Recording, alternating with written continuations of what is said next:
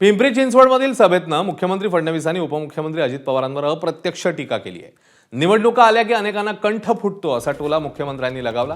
आमच्या काळातली कामं पाहण्यासाठी आम्ही बांधलेली घरं पहा असा अप्रत्यक्ष सल्ला देखील फडणवीसांनी अजित पवारांना दिलाय।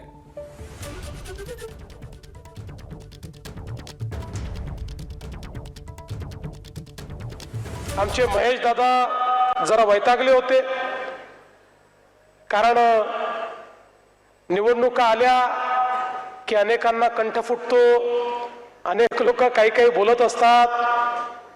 पण दादा एक लक्षात ठेवा, परिंदे को मिलेगी मंजिल एक दिन, ये उनके फैरे हुए पंख बोलते हैं।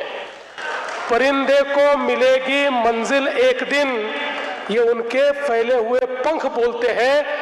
और वही लोग रहते हैं खामोश अक्सर जमाने में जिनके हुनर बोलते हैं।